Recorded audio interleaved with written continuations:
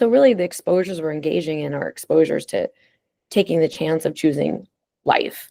And then the response prevention it's that mental compulsion of ruminating, kind of curling up under a blanket and just reviewing and reviewing and reviewing and getting kind of in deep in a hole. And kind of I always go back to that act metaphor of if somebody falls into a ditch and the only tool that they have with them is a shovel, it makes sense that we're going to want to, I got a shovel, I'm in a bad situation, let me try to get out of it, I'm going to shovel my way out of this. But as humans, we try to do something when things are hard. So the thing that one doesn't with depression is let me just think and think and think. Unfortunately, if you're in a ditch with a shovel and you keep digging and digging, you're just getting deeper.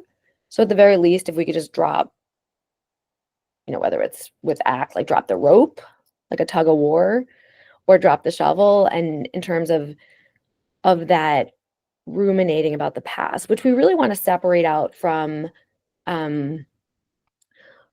actually making contact with pain, making contact with feelings of loss. And so we're not telling people like, don't worry, be happy, or, don't think. We're saying don't ruminate, which is very different from making full contact with the wholeness of life, with what it is, not what we wish it could be, with the good and the bad and the pain, making contact with hard thoughts.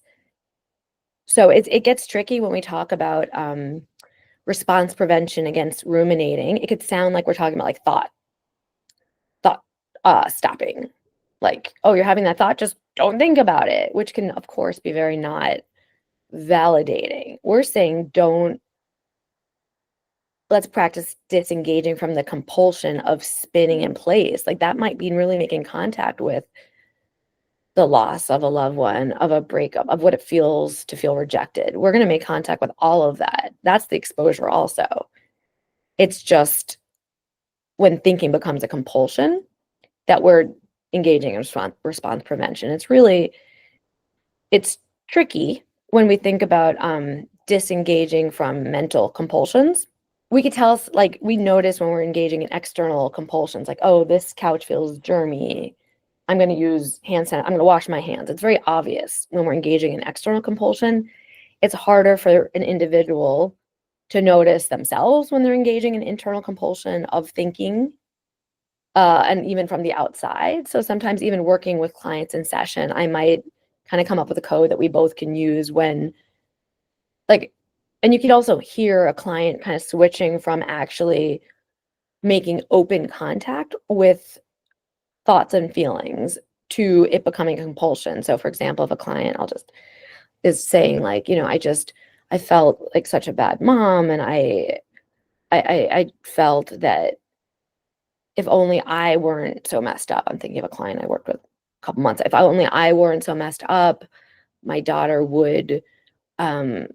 she wouldn't be struggling right now, and just the feeling like I disappointed her. And but then when I think about, there was that time where I was at the park with a friend and her daughter was bullying her, and I could have stopped. Like I could almost see it has a different rhythm and has a very different feeling when someone goes from making contact and opening up to talking and thinking in a compulsion-y way.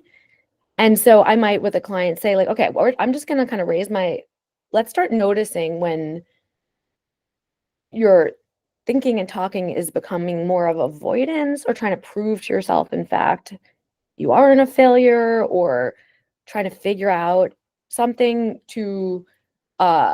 from just experiencing it. And so it's a really nice way to, like, we could together, like, okay, I'll say time out, and kind of do it together too, is really, it's kind of fun.